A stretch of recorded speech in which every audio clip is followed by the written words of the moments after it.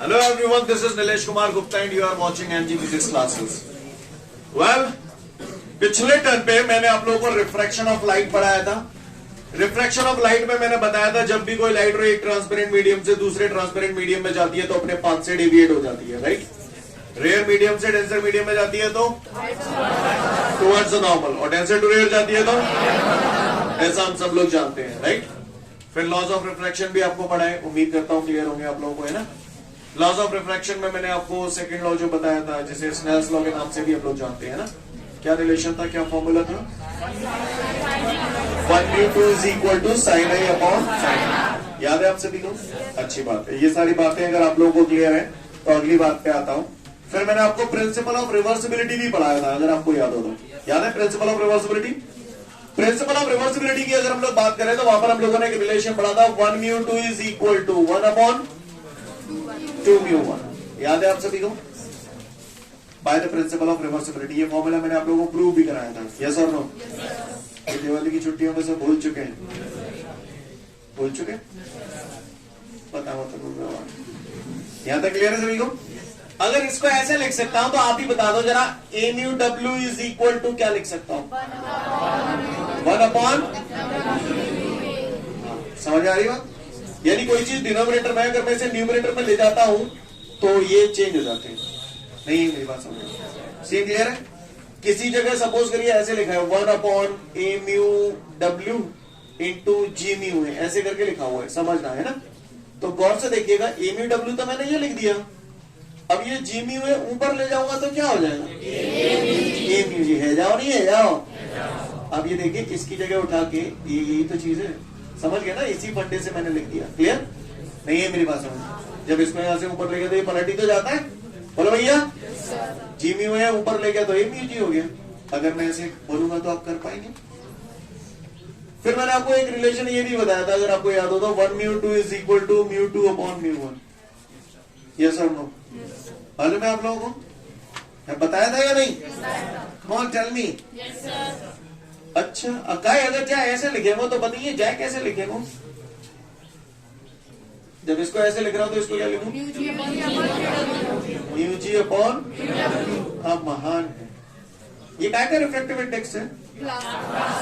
ये किसका है? किसका रिफ्रैक्टिव इंडेक्स है? किसके रिस्पेक्ट में? एयर के रिस्पेक्ट. जिसका कोई नहीं होता इसकी एयर होती है ना, एयर के रिस्पेक्ट. जानता हो? जानता हो. चलो खैर, मुझसे ज्यादा उम्मीद नहीं है मुझे, लेकिन यहां तक सीन क्लियर है आप सभी को? अच्छा मुझे एक बात बताओ, एक मैंने बड़ा सा नोट बताया था, उसमें मैंने आपको म्यू और वी डायरेक्टली प्रोपोर्शनल है या इनवर्सली प्रोपोर्शनल है? जानते हो इस बात को? अच्छा इतने गई अगर जानते हो तो फिर बात ही का आई. इसको अगर आप जानते हो तो आप बताओ फिर. म्यू को अगर मैं लिख रहा हूं mu G upon mu W, तो वी को क्या लिखूं? आ गया होगा तो अलग जोर से बोलो. वी डब्ल्यू अपॉन वी. ठीक है, ये जी अपॉन डब्ल्यू होती है, डब्ल्यू अपॉन जी, क्योंकि इनवर्सली प्रोपोर्शनल है. भाषा समझ में आती है सभी को? ये सारी बातें मैं पिछले टर्म तक बता चुका हूं, आज कुछ नया नहीं बता रहा हूं. सीन क्लियर है? सबको भाषा समझ में आ रही है? ये लिखा है डब्ल्यू म्यू जी. डब्ल्यू म्यू जी लिखा है तो यहां पर आ गया वी डब्ल्यू अपॉन वी जी. क्लियर? अगर यहाँ ए म्यू जी लिखा होता और इस फॉर्मूले को मुझे लिखना होता तो क्या लिखता? वी ए अपॉन वी जी. ये जो मैं कर रहा हूँ रामायण आपको पल्ले पड़ रही है? खैर जैसे जैसे मैं आगे बढ़ूंगा आपको फिर से बताऊंगा. डोंट वरी, घबराना नहीं आप लोग, क्योंकि काफी दिनों बाद मिल रहे हैं हम लोग तो सब कुछ भूला बिसरा सा लग रहा है. नहीं सवाल बता रहा हूँ तो सब बोलो. आगे दिवाली मन के आइए अब तो है. ठीक, पटाखे फूटेंगे बेटा, चिंता मत करो. फरवरी मार्च में रेडी. अब देखते हैं हम लोग अगला क्वेश्चन. ठीक है, अगला जो क्वेश्चन हम लोग के सामने है, तो क्वेश्चन तो क्या खेल लेने, बाद में समझेंगे. सबसे पहले आंसर समझेंगे. ठीक है, तो बस सुनते जाइएगा ध्यान से. तैयार है हम लोग? Look at board. सब लोग अपना बोर्ड देखेंगे प्लीज.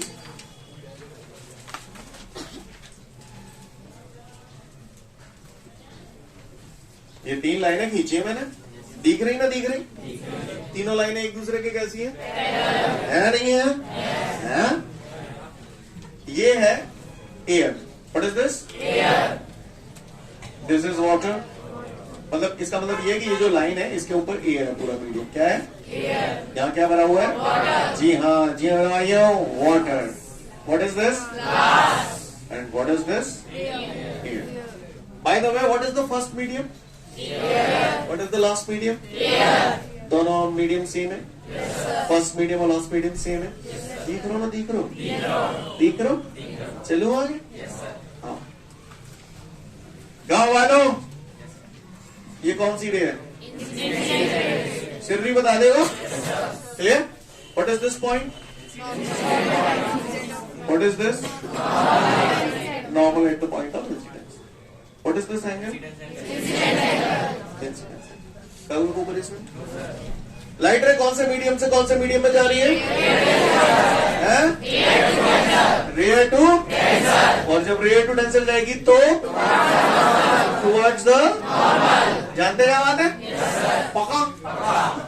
अच्छा, रेयर टू डेंसर जा रही है तो टुवर्ड्स द नॉर्मल बेंड करनी होगी। करनी होगी नहीं करनी होगी? कायदे से इस रे को ऐसे जाना चाहिए था, तो टुवर्ड्स द नॉर्मल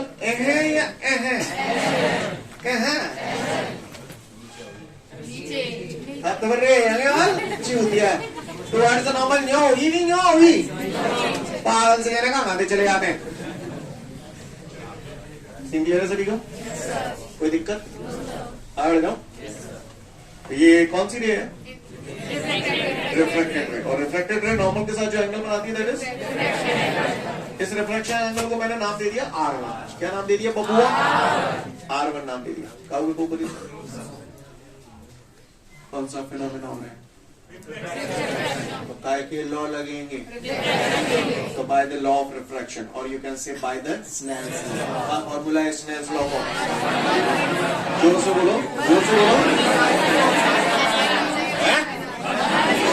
चुप चुप। 1μ2 is equal to sine A upon sine. मैं जानता हूं आप लोग मुझसे यही कहना चाहते हो। 1μ2 तो वहां पहला मीडियम 1 था, सेकंड मीडियम 2 था। यहाँ पर पहला मीडियम कौन है? दूसरा मीडियम कौन है? तो क्या लिखूं मैं? ABW। समझ गए बबलू?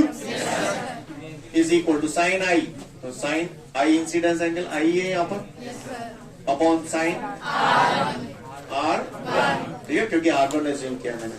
काहुए को परेशानी सोच ले, सोच ले। मैं सोचवा कहाँ जा रही है रे? एयर से वाटर में जा रही है? जा रही तो EBW को ऐसे लिखूं, speed of light in air और speed of light in water. काहुए को परेशानी। Equation number 1।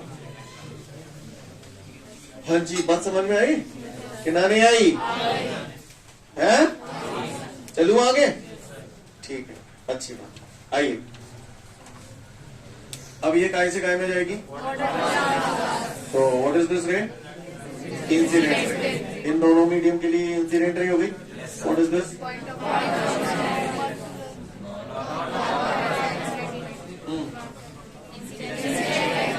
यार वो बचपन में सुना था मैंने कि ये अगर 30 डिग्री का एंगल है तो ये क्यों?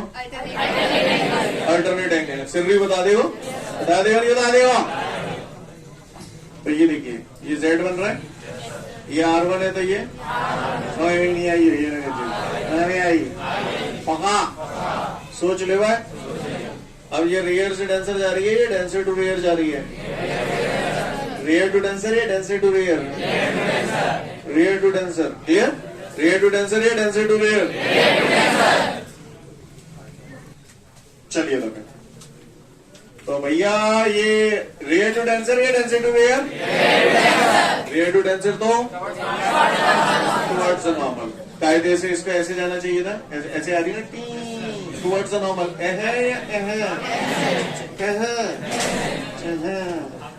ये सही है ना? ये R1 है, ये इस रिफ्लेक्शन एंगल को R2 नाम दे दूं। काहुए को परेशानी वो तो बताए। एयर से वाटर में ये जो कर्म की, ये समझ में आए? तो वाटर से ग्लास के कर्म तुम करो। चलो, जैसे इसको ये लिखा था, इसको क्या लिखूं? WG is equal to sine I की जगह क्या लिखूं? R1 upon. आराम से देख देख क्या बोल रहे हो तुम? आप करे हो। इसको ऐसे लिखा है, इसको क्या लिखूं? BW upon equation number 2। Scene clear है? आगे को परेशानी, आगे बढ़ जाओ। अगर यहां तक बात क्लियर है आपको तो अगली बात पे आता हूं। अब लाइट रे काय से काय में जा रही है, ग्लास से एयर में जा रही है, यानी डेंसर टू रेयर जाएगी, जाएगी जाएगी जाएगी। ये इंसिडेंट रे है। What is this point? What is this? What is this angle? ये कहानी बन जाएगी। क्या करूं? जोर से बोलो, चिल्लाओ मत, ठीक है? यहाँ लिख दिया मैंने साइड से, ठीक है? समझ गए? अब ये डेंसर से रेयर जा रही है। लिसन लिसन लिसन, ऐसे आ रही थी, कायदे से जाना चाहिए, लेकिन डेंसर टू रेयर जा रही है तो क्लियर है? चलो इसको क्या नाम दूं? R3 भी दे सकता हूं, बट यूजुअली ये लाइट रे बिल्कुल अब बाहर जा रही है, कोई और मीडियम सामने नहीं है, बाहर की तरफ एमर्ज हो रही है। That is why I am denoting this letter by E। Okay, E बोले तो एमरजेंट एंगल, और you can say angle of emergence. शुद्ध देसी में बात करूं जिसको तुम ज्यादा बेहतर समझ पाओगे, एग्जिट एंगल। एग्जिट बोलते नहीं है पर समझ रहे ना, एग्जिट ही तो हो रही है बाहर, है नहीं? आप चाहो तो R3 भी लिख सकते हो, बट E आपको मिलेगा, अलग अलग टेक्स्ट बुक पढ़ोगे यूजुअली E मिलेगा आपको, तो E समझ जाओगे। Clear? Either you can say angle of emergence, clear, और you can say emergent angle. Clear है? समझ में आ रही? लगा फिर से यही Snell's law. Come on, tell me what do I write? G mu A is equal to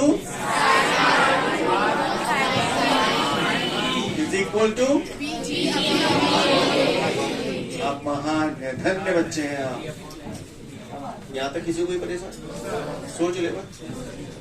यहां पर ये जो लाइट रे है ये अलग अलग पैरेलल मीडियम से रिफ्रैक्ट हो रही है। Here the light ray is passing through different parallel medium, ठीक है? और इसमें फर्स्ट मीडियम और लास्ट मीडियम सेम है नहीं है? है। ओके, आगे बढ़ते।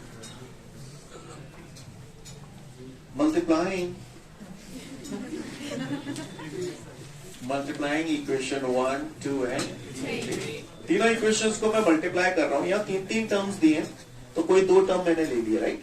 तो सपोज करिए मैंने ले लिया ये वाला तरफ और ये वाला तरफ। चले करें शुरुआत? तो पहले LHS का LHS से, फिर RHS का करो गप्पा। पहले कौन से ले लूं? जय ले लूं, तुम बताइए ले लूं। तुम ले तुम कसरा माई का चुना sine i upon sine r. बोलते जाओ, जोर से बोलो। हाँ, शाबाश, बहुत ऊपर जाओगे आप लोग। चलो अभी नहीं ले। हाँ हाँ, BG अपॉन हुए को परेशान? Clear clear clear clear clear?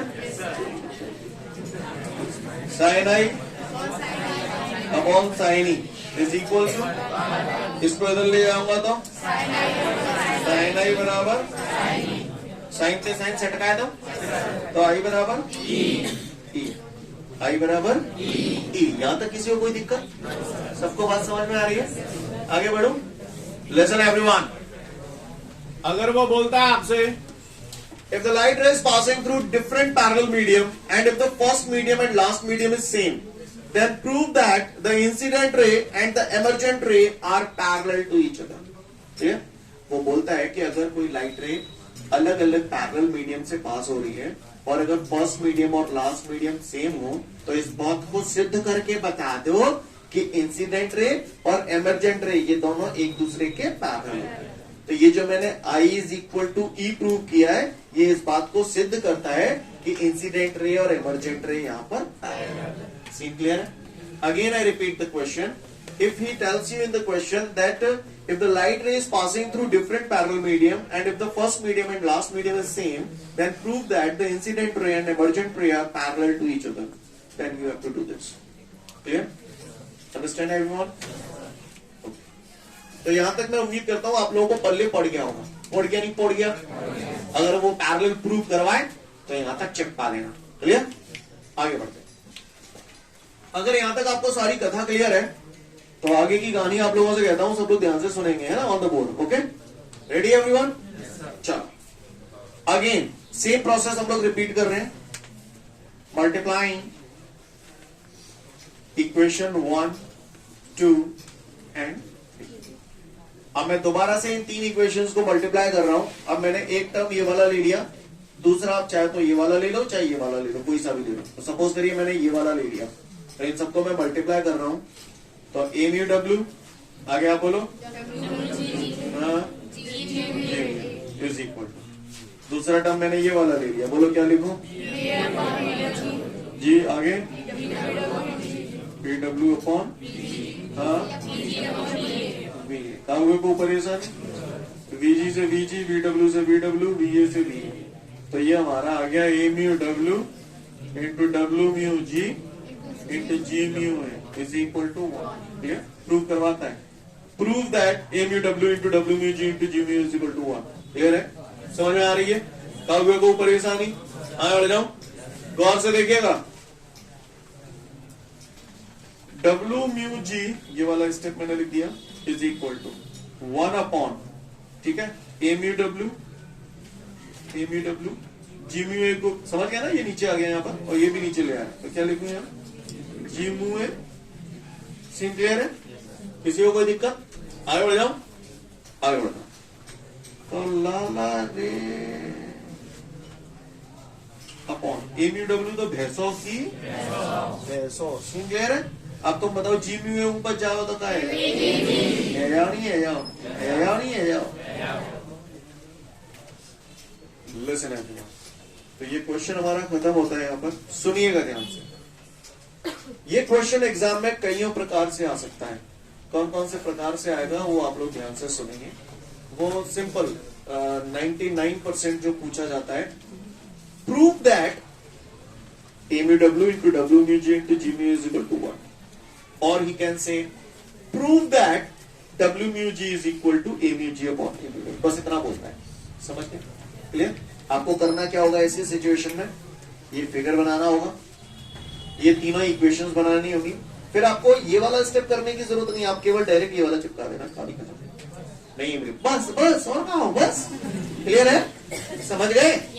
लेकिन अगर उसने आपसे ये पूछा कि अगर कोई लाइट रे डिफरेंट पैरेलल मीडियम से पास हो रही है और फर्स्ट मीडियम और लास्ट मीडियम सेम है, तो प्रूव करो incident ray and emergent ray are parallel to each other.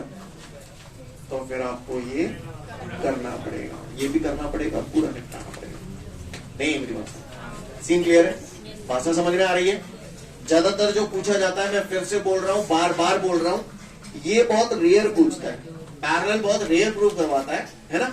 जब पेपर ज्यादा ही टिपिकल बनाना हो तो बात एक अलग है, अदरवाइज बस इतना ही पूछता है कि भैया ये प्रूव कर दो बस। ठीक है ना? कहानी समझ में आ रही?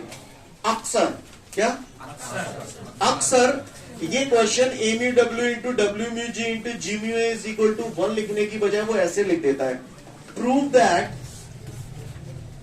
1 mu 2 into 2 mu 3 into 3 mu 1 is equal to 1। अब कर लोगे का? कर लोगे 1 2 3 1 1 1 1 कभी ना फर्स्ट मीडियम और लास्ट मीडियम सेम है।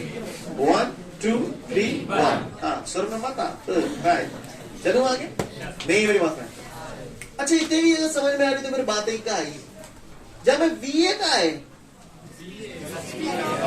Speed of light in air, speed of light in air. What is VW? Speed of light in water. What is VG? Speed of light in glass. अच्छा तो तुम अच्छे, ऐसी बात है। चलो फटाफट, मैंने 2 से 3 मिनट का समय दिया, अच्छे से देख लो फिर आगे बढ़ेंगे। इसके बाद हमारे सामने एक न्यूमेरिकल दे रहा है और उस न्यूमेरिकल में मुझसे बोल रहा है एक लाइट रे है, कहा है, और वो लाइट रे एयर से ग्लास में जा रही है। काय से काय में जा रही है? हाँ, काय से काय में जा रही है? एयर से ग्लास में जा रही है। तो कह रहा है लाइट की जो वेवलेंथ है ना 5000 एंगस्ट्रॉम है एयर में, काय में? एयर में। Wavelength of the light in air is 5000 angstrom. तो भैया 5000 एंगस्ट्रॉम समझते हो आप लोग? एंगस्ट्रॉम की जगह क्या चिपकाऊं आप ही बताओ? 10 to the power -10 मीटर। सब लोग जानते हैं इस बात को? All of you are clear with that? हाँ, एक एंगस्ट्रॉम बराबर होता है 10 to the power -10 मीटर। ऐसा हम सब लोग जानते हैं, मैं उम्मीद करता हूं क्लियर है, पता है ना सभी को? आगे बढ़ते हैं। अब वो कह रहा है अगर speed of light in air is 3 into 10 to the power 8 metre पर second and refractive index of glass is 1.5, then calculate the frequency of light in air, calculate the speed of light in glass, frequency of light in glass and wavelength of the light in glass। ये चीजें पूछ रहा है मुझसे, मतलब ये एक question नहीं है, ये 4 क्वेश्चन है। Clear? Again I repeat, he is telling you the wavelength of the light in air is 5000 angstrom and the speed of light in air is 3 into 10 to the power 8 meter per second. When this light ray is passing from air to glass, then if the refractive index of glass is 1.5, then calculate the frequency of light in air, speed of light in glass, frequency of light in glass and wavelength of the light in glass. This is the question. Got the question everyone? तो सबसे पहले इसका solution देख लें, उसके बाद हम लोग इसे नोट डाउन करेंगे। All of you ready? चलो तो बढ़ते हैं, पहला चिपकाते हैं इसमें। सबसे पहला मुझसे कह रहा है पट्टा फ्रीक्वेंसी बताऊं, क्या बताऊं? फ्रीक्वेंसी। भैया ज्यादा पढ़े लिखे नाने पर हमने बचपन में फ्रीक्वेंसी का एक फॉर्मूला पढ़ा था, न्यू बराबर एक आता बता दो तुम्हें ना, हाँ सी अपॉन लैम्डा। कोई बोला मेरा भाई सी अपॉन, अब महान है, धन्य बच्चे हैं आप।